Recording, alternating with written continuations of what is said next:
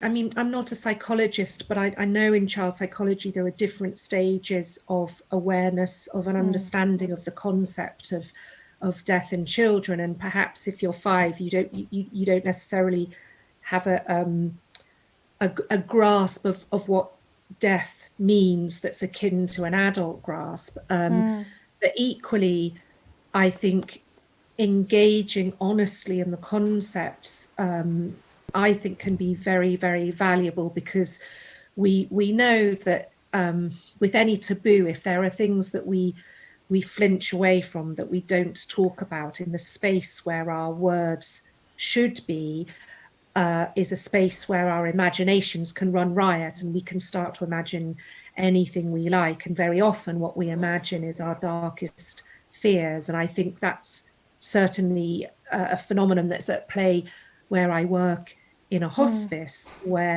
which is sort of the ultimate dark, taboo-laden place, probably, in human society.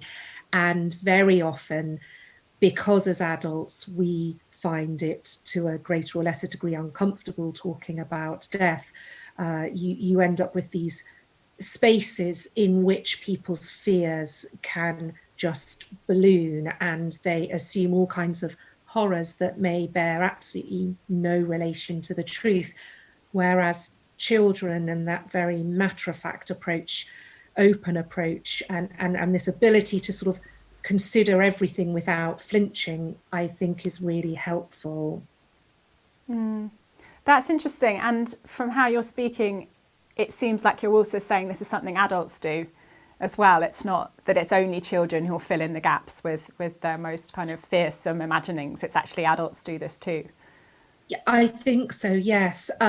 So often when I meet a patient for the first time, for instance, they may arrive in our little inpatient unit in the hospice where I work, and they arrive with a whole set of assumptions, not only about what a hospice is and is not, but also maybe about the rest of their life, the trajectory that their life is going to take from this point onwards.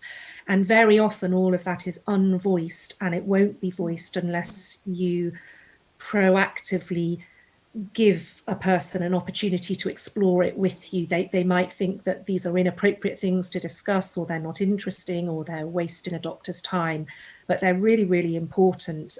So you may find, for instance, that somebody assumes anyone who comes to stay in a hospice will die there. They will never leave, and they're very surprised to discover that in my hospice, around a third of our patients will arrive, spend a little bit of time with us so we can help them with their symptoms, and then go home again, or go somewhere else again. And they may also fear that they have reached the point in their life where they are now dying with a capital D, and that means somehow they're no longer living, that their life is only going to be filled with painful, horrible things from this point onwards.